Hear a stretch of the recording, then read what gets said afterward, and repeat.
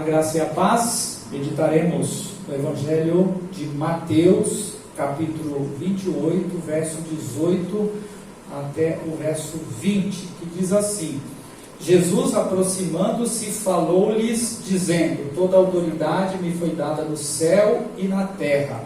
Ide, portanto, fazei discípulos de todas as nações, batizando-as em nome do Pai, do Filho e do Espírito Santo, ensinando-as a guardar todas as coisas que eu vos tenho ordenado. E eis que eu estou convosco todos os dias, até a consumação do século. Eu já preguei nesse texto pelo menos uma meia dúzia de vezes, pelo menos em 17 anos, quase 17 anos de igreja, mais ou menos isso, já 5, agora faz, ou 17 ou faz 18, alguma coisa assim, mais ou menos isso, tá, irmãos? A gente vai ficando mais velho e a gente vai confundindo as datas. Eu já preguei pelo menos umas 6 vezes nesse texto, em sermão expositivo mais elaborado como este. Hoje a gente tem uma outra grande ideia baseada no mesmo texto, com a mesma perspectiva que Jesus teve aqui. Eu não posso fugir disso, senão eu não seria bíblico. Somos verdadeiros discípulos de Jesus, porque essa é a tônica, quando obedecemos a sua ordem, porque essa é a determinação. E aí eu quero iniciar fazendo uma pergunta: o que é a vida? Ou o que é mais importante ao passarmos por ela? O que a gente julga ser a vida, ou o que a gente julga ser mais importante quando a gente passa por essa vida, por esse mundo? As respostas a estas perguntas dependem muito dos valores de cada um. Com certeza, para um cristão, é muito diferente a resposta de um não cristão. Então, para a maioria das pessoas da nossa sociedade, e aí eu estou me referindo particularmente ao mundo, o mais importante é ter sucesso, é ter fama, é ser reconhecida, é ter poder, e aí eu me refiro aos políticos, né? É ter dinheiro, é não negar a si mesmo. E muitos ensinamentos humanistas dizem, né? Não negue nada que o seu coração deseja. Não negue nada. Aquilo que você almeja, corra atrás, não importa se você vai ter que passar por cima de quem quer que seja, mas você vai em busca do seu sonho. A gente ouve muito isso, né? Isso aparece muito na mídia. Propagandas falam muito sobre isso, né? Principalmente porque eles querem vender produtos, né? Vai em busca do seu sonho. E aí as pessoas têm corrido, como Salomão nos diz, atrás do vento. Corrido sem sentido. A vida das pessoas não tem sentido. Porque as pessoas chegam, às vezes, como Salomão chegou ao final da sua vida, e verifica que tudo que ele tinha de poder, de prazer, foi nada, foi considerado como nada, não valeu para nada ao final de uma vida. Mas o que de fato tem valor nessa vida para nós, os cristãos? E aí a gente poderia até responder que a nossa liberdade de cultuarmos a Deus em nosso país tem restringido, é uma perseguição camuflada, mas tem restringido de alguma forma esse nosso sonho, esse nosso desejo, esse nosso objetivo de levar o Evangelho a ser conhecido em todo o nosso país. Muitas dificuldades têm surgido para impedir nós de cumprirmos o papel que foi nos dado. Inclusive, o nosso direito de ir e vir tem sido restringido, irmãos. Já há muitos países que você não podem pregar o Evangelho numa praça pública, distribuir um folheto, fazer um culto ao ar livre. E isso em nosso país, em algumas regiões, já tem acontecido isso. Muitas coisas que a gente faria antes, nós já não podemos fazer mais. Há uma série de restrições, pedido de autorização, que às vezes são negados. impedindo isso. Mas isso não quer dizer que a gente deva recuar, que a gente deva dar passos para trás. Paulo, certa ocasião, com todo o entendimento que era posto pela lei a ele, Paulo estava preso, e por estar preso, a sua liberdade pessoal ela estava comprometida. Ele não poderia ou podia realizar o que queria, nem cumprir o que havia sido proposto a ele, pelo Senhor Jesus, para cumprir, e aceito e abraçado por ele. Por quê? Porque ele estava numa cadeia algemado.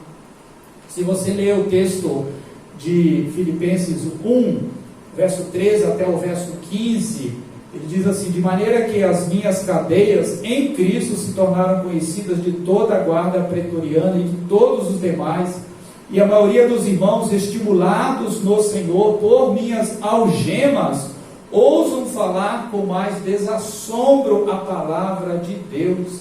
Efetivamente, por inveja e porfia, outros, porém, o fazem de boa vontade. Então, enquanto ele estava preso, soube que algumas pessoas aproveitavam aquela oportunidade para ter alguma vantagem pessoal. A ideia deles, ou dessas pessoas, era que Paulo estava fora do cenário do Evangelho e eles teriam a chance de se tornarem pessoas de destaque na sociedade por pregarem o Evangelho. O verso 17, ele diz: aqueles, contudo, que pregam a Cristo por discórdia, insinceramente julgando suscitar tribulação às minhas cadeias. Infelizmente, alguns estavam felizes com o fato de Paulo estar preso, sem a sua liberdade, algemado a um soldado em todo o tempo. Então, enquanto isso, a reação de Paulo era, no verso 18: todavia, o que importa, uma vez que Cristo, de qualquer modo, está sendo pregado, quer por pretexto, quer por verdade, também com isto me regozijo, sim, sempre me regozijarei. Para Paulo não era importante estar preso, não era o fim do mundo ter a sua liberdade perdida, porque ela não era o mais importante na sua vida, a liberdade. Às vezes as pessoas perdem algo e ficam desesperadas, como se isso fosse o mais importante na sua vida. Eu sei que é uma das formas das pessoas demonstrarem que essa perda, por exemplo, uma pessoa querida, era alguém realmente importante para ela. Mas nós precisamos, com toda a razão necessária, aprender que nada nessa vida é vital para nós. Nada nessa vida é o mais importante para nós. Nada. Por mais que a gente ame pessoas queridas, e eu amo a Cristiane e ela sabe disso, ela não é a pessoa mais importante na minha vida. E não deve ser, porque que isso não soe como que eu estou desdenhando a Cristiane. Ela sabe do meu amor por ela. E é vital que a gente entenda que quando a gente ama mais a Jesus, a gente está amando mais as pessoas que estão à nossa volta. A gente ama mais o nosso próximo, a gente ama mais o nosso semelhante, a gente ama mais o nosso irmão, nosso parente, por causa do amor que a gente tem por Jesus. Ele deve ser a pessoa central. E assim Paulo tinha a sua perspectiva, a perspectiva de Cristo ser o centro, de Cristo ser o mais importante, ser o amor da vida dele, e de maneira que ele dedicou a vida dele em prol de amar a Jesus e cumprir as determinações, as ordens de Jesus, porque Jesus era vital para Paulo. Estando na prisão ou não estando na prisão, Jesus era vital para o apóstolo Paulo. Então, para ele o mais importante era cumprir o propósito que Deus tinha estabelecido para a sua vida. Ali em Atos capítulo 9, quando ele se converte, quando ele se encontra com o Senhor Jesus. Não interessava para Paulo coroas de louros, ou a fama de um atleta que conseguiu chegar ao final de uma competição com a vitória. A gente está aí, há pouco tempo que tivemos as Olimpíadas lá no Japão e agora as Olimpíadas Paralímpicas. É isso mesmo? E que a gente tem visto na TV as pessoas levantando lá medalhas, como que alcançando a glória. Isso não é a glória. A glória é isso que Paulo tinha como perspectiva. A glória para o crente é isso que Paulo tinha como perspectiva. O restante, irmãos, não irá encontrar no grande dia do Senhor. Nada.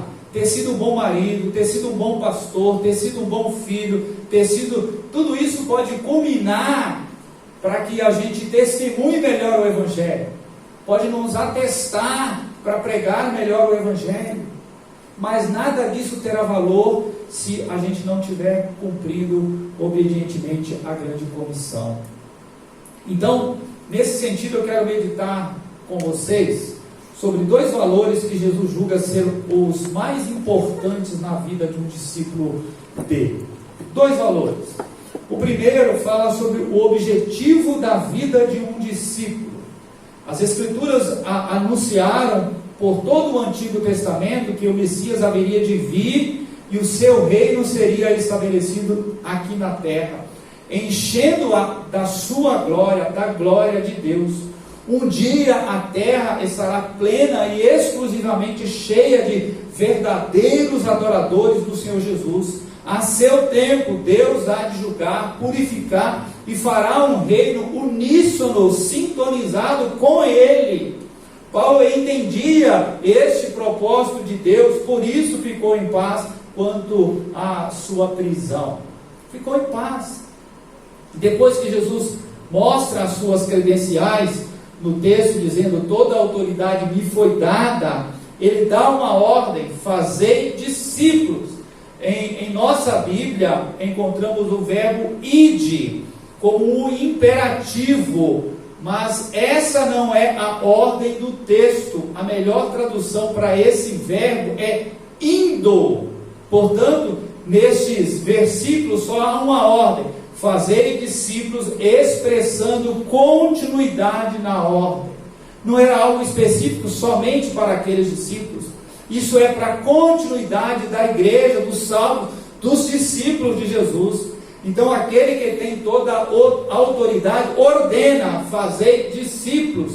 Em outras palavras, o alvo da vida de vocês deve ser fazer pessoas de todas as nações, seguidores, alunos meus e pessoas comprometidas com o meu Evangelho. Muitos dizem que creem em Jesus. Isso é algo comum em qualquer conversa de padaria. Às vezes conversamos com pessoas que têm uma percepção de crer em Jesus diferente das Escrituras Sagradas. Mas ao mesmo tempo que a pessoa diz que crer em Jesus, ela diz que para determinados crimes, pecados, não há recuperação para aquela pessoa. Quem crê em Jesus, crê que todo indivíduo, por pior que seja, pode ser restaurado pelo poder de Deus, como aconteceu com o próprio Paulo, que era um criminoso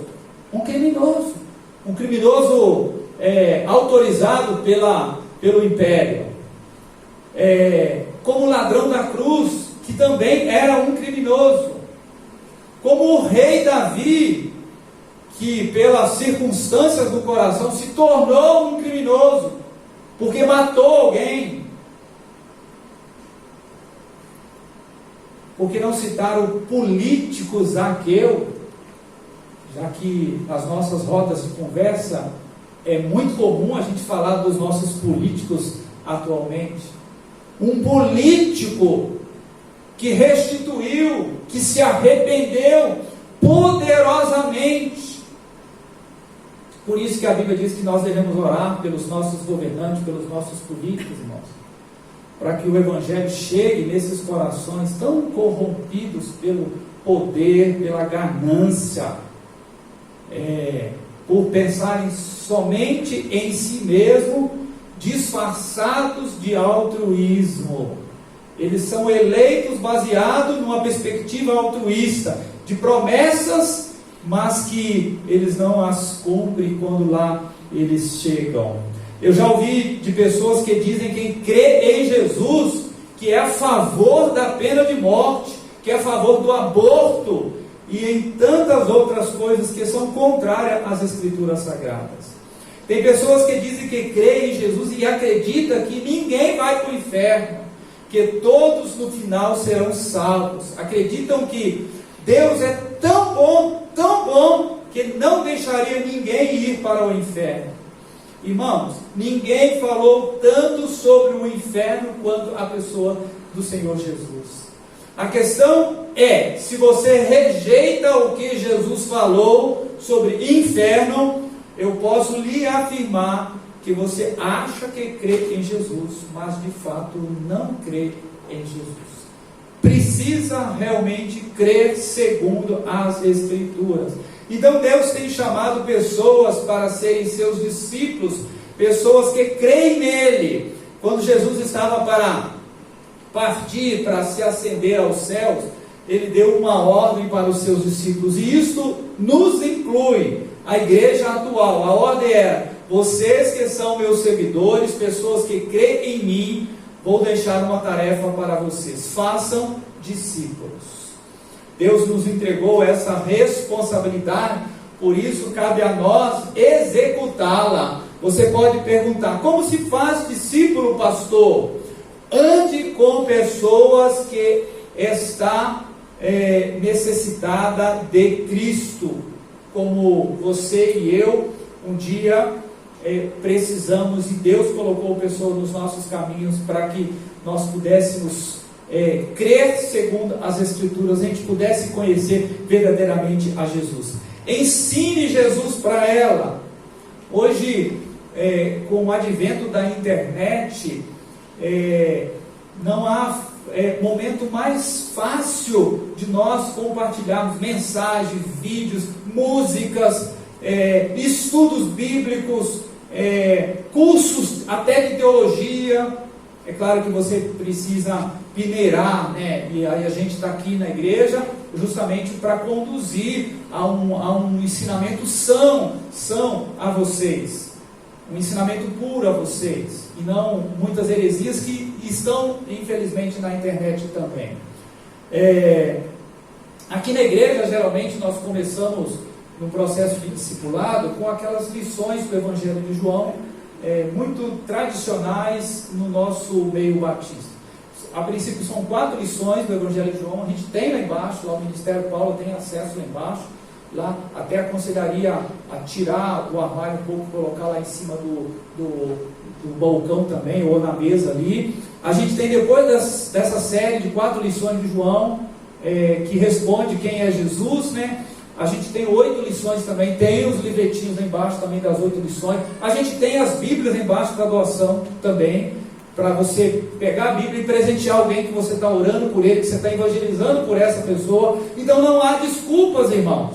Não há desculpas. Os investimentos são feitos no sentido de capacitar a igreja de Jesus para que a gente faça discípulos, para que a gente ore pelas pessoas, para que a gente diga para o vizinho: estou orando por você, tá? E aí uma porta se abre para você iniciar um núcleo de estudo na casa dele com uma pessoa ali.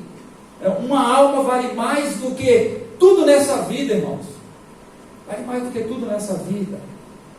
A gente tem a classe de novos membros e batismo, que a gente vai iniciar dia 3 do mês que vem, e deve me procurar, tanto para quem quer ser batizado, quanto para quem quer ser membro da igreja. A gente falar de forma online. A gente tem a EBD, irmãos, que hoje está online, ano que vem a gente volta no presencial. A gente tem a reunião dos PGs, tanto dos jovens adolescentes, dos homens e das mulheres, a cada 15 dias aí. A gente tem uma biblioteca lá embaixo com mais de 500 volumes, que é uma biblioteca que desde o início o pastor tem dito que ela é dele, mas tem colocado à disposição para servir a igreja. Para servir a igreja. Para os irmãos pegarem os livros, lerem bons livros. O pastor não compra livro ruim não, irmãos. Os livros ruins que eu tenho lá, você vai perceber que tem um X bem na capa. que é para ninguém ler, é só usar como material de pesquisa. Você quer ler heresia, está aqui heresia. Então está lá para poder alimentar o seu coração, a sua mente, a sua alma. Então tem muita coisa que a igreja procura ofertar, oferecer, no sentido de facilitar a vida dos seus membros, para serem capacitados a fazer os discípulos. Eu estou falando sobre 2 valores que Jesus julga ser os mais importantes na vida de um discípulo dele. O segundo, ele fala sobre o roteiro da vida de um discípulo. Semelhante ao que você faz quando você vai viajar, pelo menos eu e a Cris, a gente faz assim, a gente faz um roteiro, dizendo que a gente vai passear em tais cidades, em tais lugares, etapa por etapa, até chegarmos ao final, no último dia da viagem, que sempre é um dia muito ruim, né, Daiane? No último dia de voltar, a gente fica triste, né? Porque estava tão gostoso, né? Aquele tempo de viagem. A primeira parte desse roteiro, para nós, os discípulos, é estar indo. A ordem de Jesus é seguida por 3 particípios presentes no grego. O primeiro aparece traduzido antes da ordem, e é indo. Portanto, fazer discípulos. Quando Jesus disse indo, pressupôs que nós, os discípulos, estaríamos presentes na vida dos de fora, marcando presença para podermos falar do Evangelho, testemunharmos do Evangelho, dizermos para eles que somos sal e luz. É necessário nos relacionarmos com os de fora da igreja. Foi exatamente isso que Jesus fez para salvar o homem pecador. Examine como João descreve esse envolvimento de Deus entre os homens, lá em João 14. O Verbo se fez carne e habitou entre nós. Ele esteve presente entre nós. O que não podemos fazer é nos amoldarmos ao padrão que o mundo dita. Precisamos ser, sim, diferentes no contexto desse mundo. Sal e luz. Aristóteles, ele afirma que para entregar uma mensagem, alguns requisitos são necessários. 2 deles são: primeiro, que o mensageiro tenha ética, pois sem qualificação de vida não tem autoridade para falar. E segundo, o mensageiro precisa de empatia, ou seja, deve se envolver com as pessoas, para que o mundo ouça a verdade que temos a comunicar. Precisamos comunicar a nós mesmos e o nosso interesse neles. Empatia. Se as pessoas à nossa volta não percebem nosso interesse por elas, elas não terão nenhum interesse pela nossa mensagem. Encontramos em nossa sociedade um mundo carente de relacionamento, e quando nos dispomos a nos relacionar, marcando presença entre essas pessoas carentes, elas se abrem a ouvir o que queremos falar. Por isso Jesus afirmou: indo com eles, indo no meio deles. O apóstolo Paulo, certa ocasião, escreveu aos Coríntios, lá em Coríntios 9, verso 19 a 23, dizendo assim: porque sendo livre de todos, fiz-me escravo de todos. Olha o testemunho desse homem. A fim de ganhar o maior número possível. Procedi para com os judeus como judeu, a fim de ganhar os judeus. Para os que vivem sob o regime da lei, como se eu mesmo assim vivesse, para ganhar os que vivem debaixo da lei, embora não esteja eu debaixo da lei. Aos sem lei, como se eu mesmo fosse, não estando sem lei para com Deus, mas debaixo da lei de Cristo, para ganhar os que vivem fora do regime da lei. Fiz-me fraco para com os fracos, com o fim de ganhar os fracos. Fiz-me tudo para com todos, com o fim de, por todos os modos, salvar alguns. Tudo faço por causa do Evangelho, com o fim de me tornar cooperador com ele. Para Paulo, Paulo não estava abrindo mão de seus princípios éticos, espirituais, das suas convicções, mas ele entendia que podia se desdobrar para chegar mais perto das pessoas que ele queria alcançar, relacionando-se com elas para pregar-lhes o Evangelho. Jesus foi acusado por beber com pecadores e foi acusado por isso. Talvez também você o seja. É claro que o testemunho do Senhor era ilibado, era puro, era santo mesmo, de maneira que as pessoas ao seu redor, elas vão querer se relacionar com você, elas vão querer questionar qual a razão da esperança no mundo pandêmico que há em você. Como que você lida com os problemas da vida, saúde, perda de entes queridos, e como que você pode conviver com elas, estabelecendo um ponto comum de relacionamento para poder pregar-lhes o Evangelho. É possível usarmos uma forma gostosa para fazermos isso, por exemplo, tomar refeições juntos. As pessoas realmente gostam de comer, pelo menos eu gosto de comer. Quando você estabelece esse ponto de contato, cria-se um relacionamento com aquela pessoa. Convide ela, por exemplo, para comer algo gostoso na sua casa. Irmão Jubilino, jiló e jaca. Aí pode ser que ela vai falar não, né? Pudim. Jaca, o Jubilino gosta de jaca como pastor também. Então, faça algo que você saiba que ela se agradará. Convide ela para comer uma pizza. Quase todo mundo gosta de pizza. Então, a maior parte das pessoas que buscam a igreja estão em busca de um relacionamento. Na medida que elas encontram ambiente propício e pessoas dispostas a viverem de forma interessada nelas, elas ficam dispostas a ouvir o Evangelho também. Então o Senhor Jesus se importou conosco ao ponto de vir até nós, se tornar como um de nós, para nos falar do Evangelho da salvação. E o que nós temos feito nesse sentido, igreja do Senhor Jesus? Será que nós estamos fazendo algo semelhante ao próprio Cristo, aquilo que Ele fez? Se interessar pelas pessoas, querer estar com as pessoas, dar testemunho do próprio Deus, da glória de Deus, levar essas pessoas ao conhecimento do Evangelho. A segunda parte desse roteiro é batizando-os.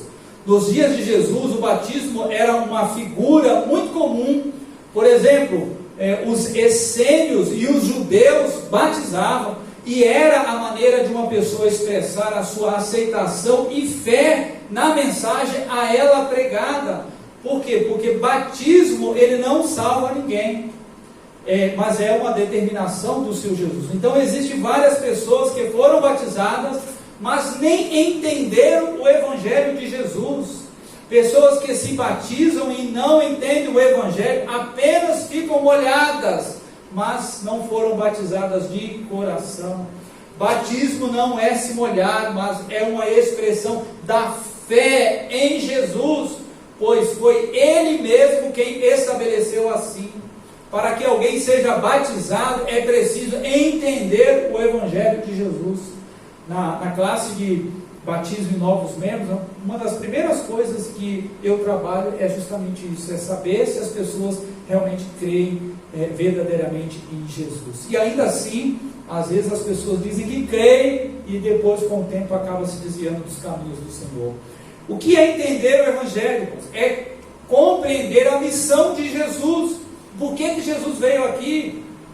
A Bíblia fala que Jesus veio a este mundo sendo o próprio Deus feito homem, e assim, assumindo essa forma humana, tomou os nossos pecados sobre si. Ele é quem foi punido, castigado de toda a injustiça.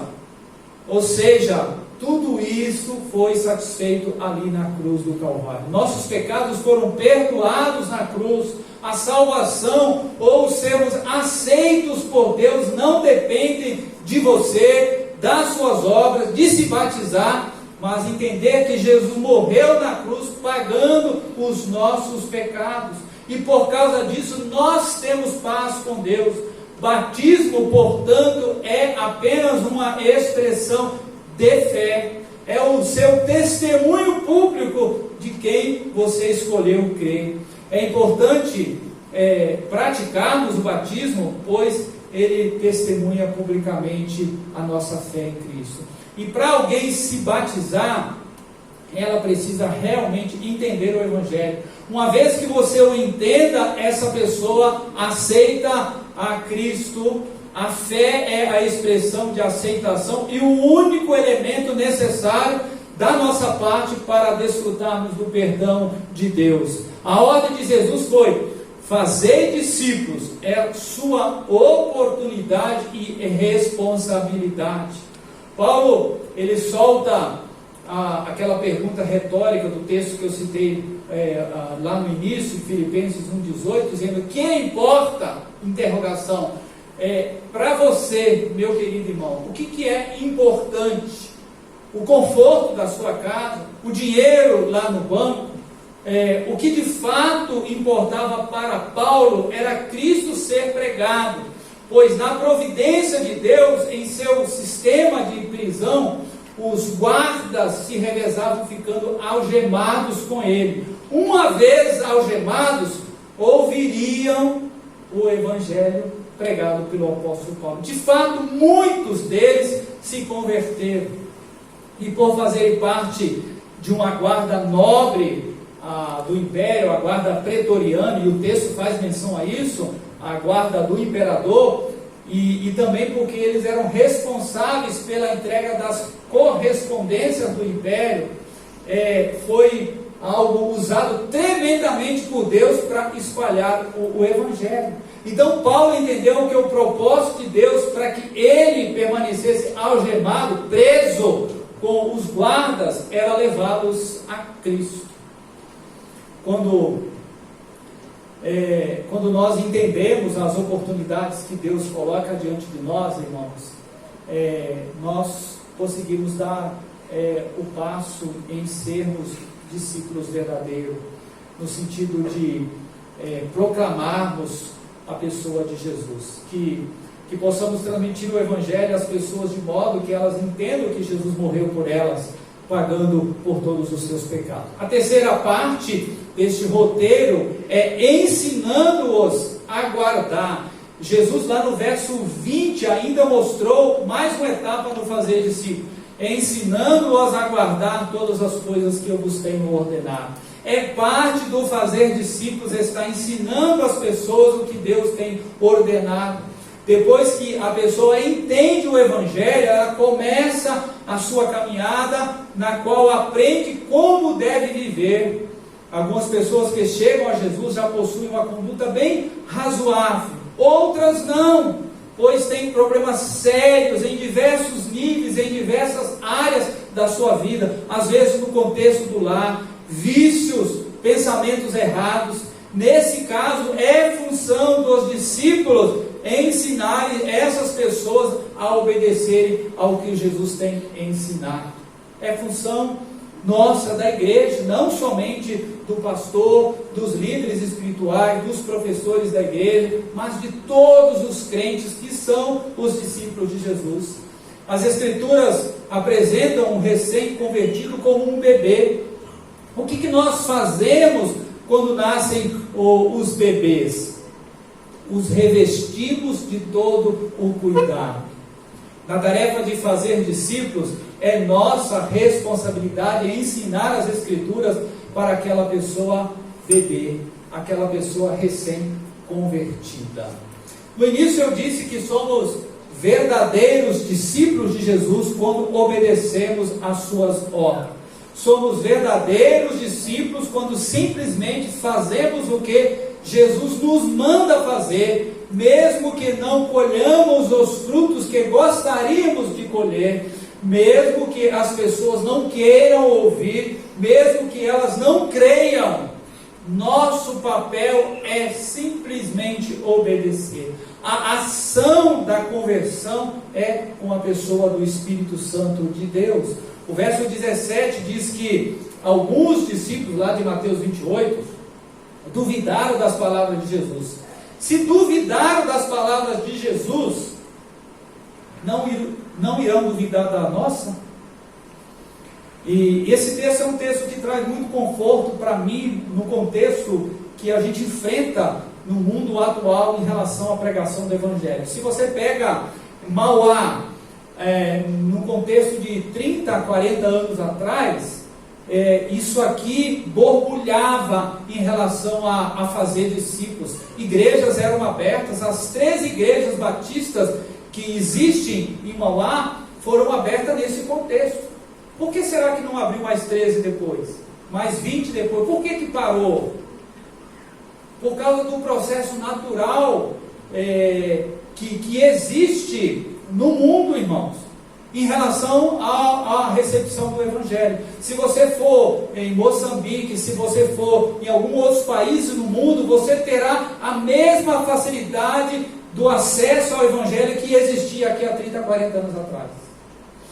Mas isso não quer dizer que a gente deva desistir, que a gente deva deixar de bater na mesma tecla, de continuarmos a divulgar o Evangelho. As colheitas não serão como há 30, 40 anos atrás. A colheita pode ser uma alma por ano, e glória a Deus por uma alma por ano. Como disse ela, vale mais do que qualquer bem, patrimônio, riqueza que esse mundo pode conceder. Então essa é a missão, é a função da igreja. Para muitas pessoas, precisará de um processo, às vezes até longo, para poderem realmente crer em Jesus. Não podemos nos acovardar pelo fato de que alguns não crerão ou se mostrarão desinteressados. O texto que eu citei, o verso 17, ele diz: e quando ouviram, o adoraram, mas alguns duvidaram. Lá naquela época, com o próprio Cristo, alguns duvidaram. Imagina hoje o Marcos falando do Evangelho para alguém. Certamente muitos vão duvidar também, irmãos.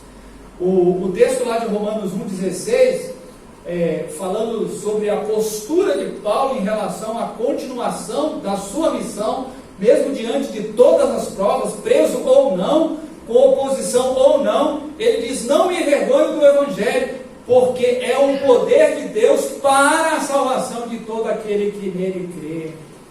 Então o Evangelho, irmãos, é o poder de Deus para a salvação de todo aquele que crê. Aquele que não crê, seu problema é com Deus, não é com a igreja, não é comigo, não é com a gente. A nossa continuidade é orarmos por essas pessoas. Percebam que Paulo fala aos Tessalonicenses, o povo que se converteu com a pregação dele, lá no 2,20 da primeira epístola, ele diz: vós sois realmente a nossa glória e a nossa alegria. Se você for ler mais o texto, vai dizer que Paulo, por causa deles, da conversão deles, Paulo saltava de alegria, irmãos. Olha para o verso 19, Paulo dava pulos de alegria devido à conversão daquelas pessoas. Então, quando somos usados por Deus e a pessoa para quem nós testemunhamos se converte, poucas coisas na vida nos trazem tanta alegria quanto esse momento. Não temos motivos para nos acovardar, pois além do privilégio e da alegria, temos uma promessa, que está no verso 20. Eis que eu estou convosco todos os dias até a consumação do século. Jesus nos deu essa promessa no contexto da ordem: fazei discípulos. Você não estará sozinho ao indo fazer discípulos. Demonstre que você realmente crê de fato em Cristo, sendo uma testemunha fiel às ordens que Ele nos deixou. leve pessoas a Cristo, forme um grupo de estudo bíblico, em que você possa ensinar e ter o privilégio de ver Jesus agindo na sua vida e na vida daqueles que estão com você. Ele tem toda a autoridade e poder, como diz lá em Atos 1:8, mas recebereis poder ao descer sobre vós o Espírito Santo e sereis minhas testemunhas. E essa autoridade e poder foi dada à igreja, a nós. Outro dia uma irmã me procurou dizendo de alguém que estava querendo estudar a Bíblia, que estava querendo conhecer mais sobre o Evangelho. Eu mesmo me coloquei à disposição. Não, pode falar com ela. A hora que quiser, a gente já começa na semana o estudo bíblico na casa dela. E essa deve ser a nossa disposição, irmãos. A gente precisa arrumar tempo, disposição, de alguma forma, para a gente servir as pessoas ensinando a palavra do nosso Deus, fazendo discípulos. Que Deus nos abençoe com um coração obediente às ordens de Jesus. Amém.